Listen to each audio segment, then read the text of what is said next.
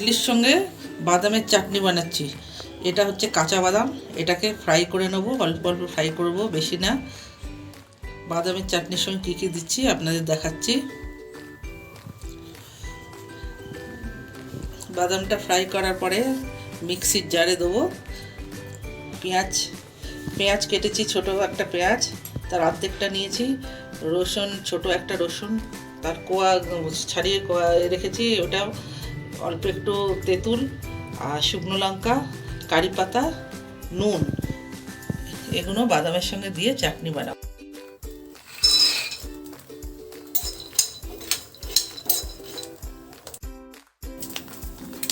আমি কাঁচা বাদামটা এরকম আমি ফ্রাই করে নিয়েছি।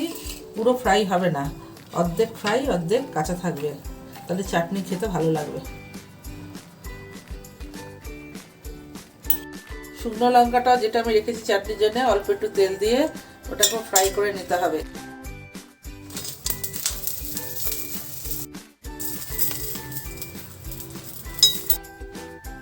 দেখুন বাদাম যেটা ফ্রাই করে রেখেছিলাম সেটা এখন আমি মিক্সির জারে দিচ্ছি।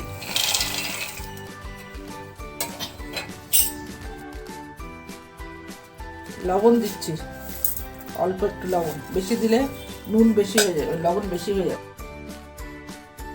তেঁতুল অল্প পরিমাণে দিতে হবে, বেশি দিলে টক বেশি হয়ে যাবে। তেঁতুল দিলাম। এবারে ছাড়ানো রসুনের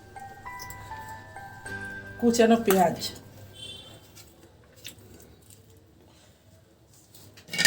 ভেজে রেখেছিলাম শুকনো লঙ্কা, সেটাও এর মধ্যে দিয়ে এবার আমি মিক্সিতে পেস্ট করব।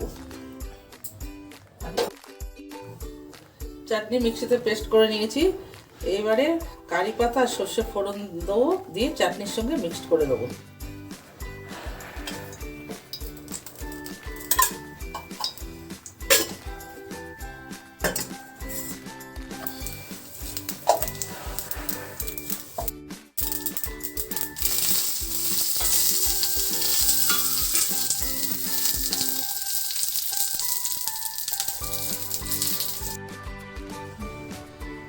কারি পাতা আর সর্ষে ফোড়ন দিয়ে এই চাটনিটার সঙ্গে মিক্সড করছি।